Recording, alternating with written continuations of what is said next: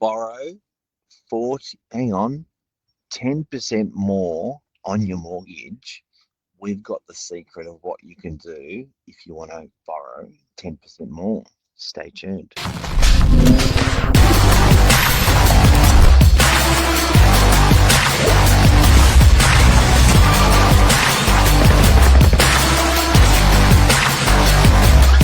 I'm the ringleader, so listen up. I don't know how I feel Evil. about this. 40-year mortgage prison. Oh, how much more does it add percentage? Was it how much? It was something like he had some crazy percentage. What was that? Pay 42% more interest. That's nuts. Over the lifetime of the loan. So borrow 10% more per month. Yes. The difference between a 30 and a 40-year mortgage term is a saving of 8 to 10% per month, higher or lower in repayments. However, That's pretty good.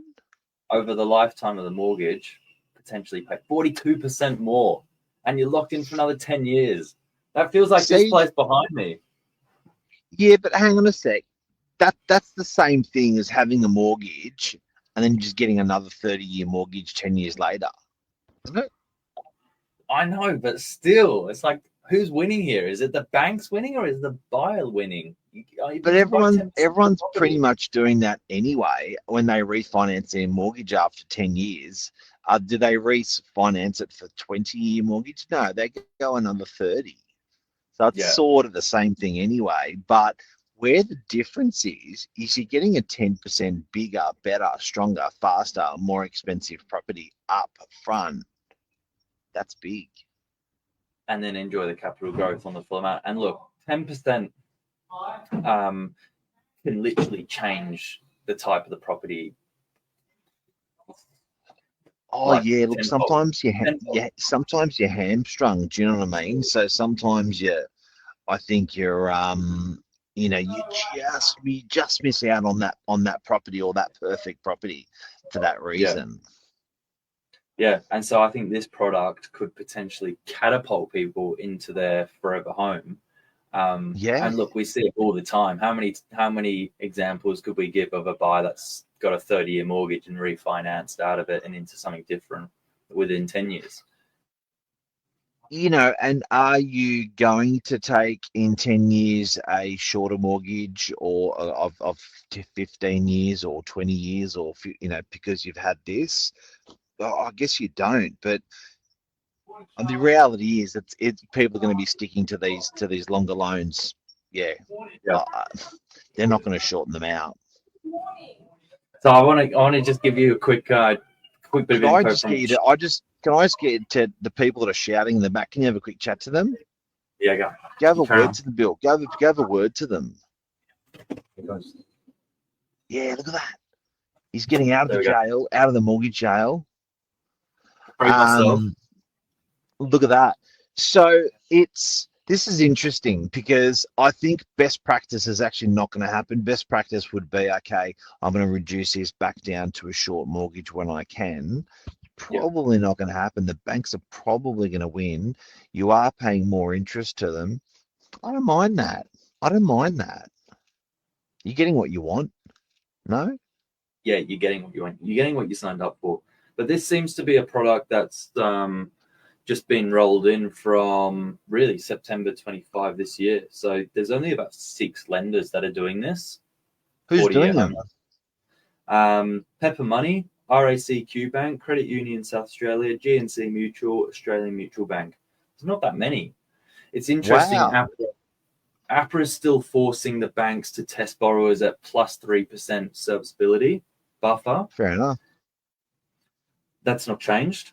But here's the difference. Like on an $800,000 home loan, a 6% principal and interest rate, there's a difference of just under $4,800 a month repayment on 30 years or $4,400 a month on 40 years. So it's about a $400 difference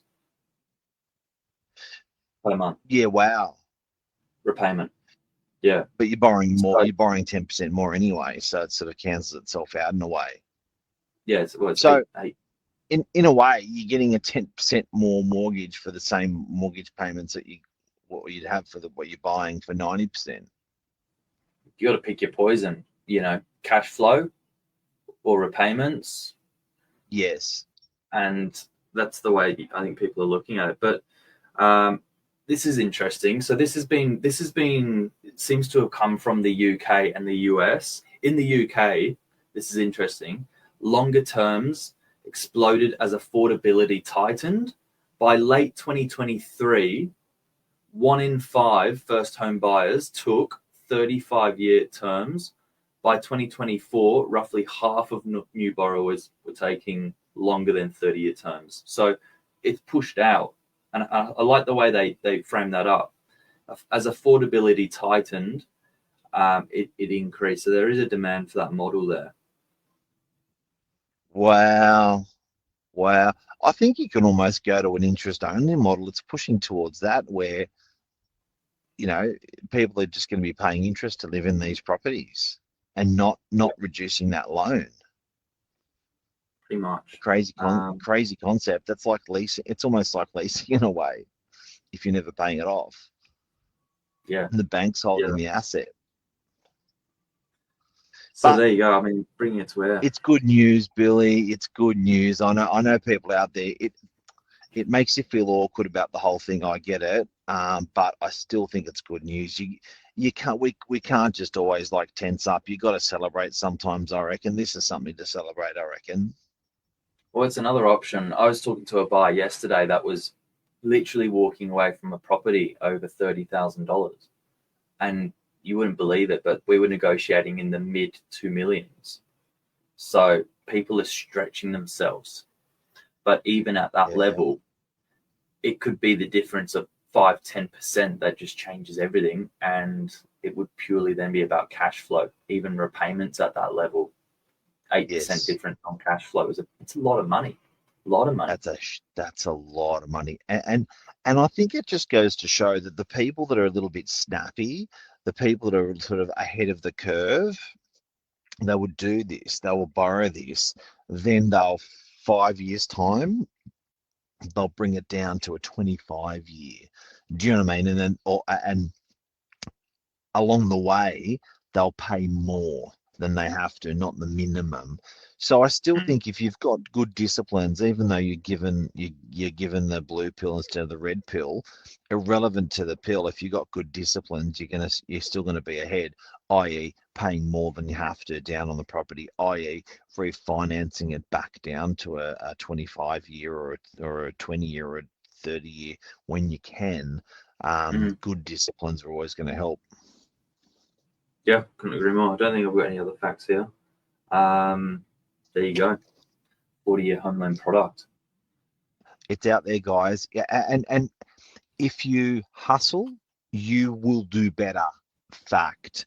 So I know it was like, oh my God, it's so hard. Oh my God, I can't do it. Oh my God. But the hustler will always come out on top. So if you're that first home buyer and you're trying to do that upgrade, it's a genuinely wholesome move. You're not buying more Bitcoin or more stocks or whatever. You're actually buying a better home for your family. I think, if you're a hustler, you're always going to get ahead. So just keep hustling. Pay that mortgage off earlier. Get it refinanced as soon as you can. Hustle. Yeah, I think cash flow is the biggest killer for property these days. Why people won't do property, won't do more property. It's all cash flow. Always has been. No? Interesting. Yeah. Always has been. It just always has been. It's always been that ball and chain, but geez, it's been worth it for everyone that's done it. Seriously. Great show. There you go. Thanks, Billy Bob, the old man, the young man's body. Thank you. Thank you. Have a great day. All right, bud. See ya. Thank you. Bye.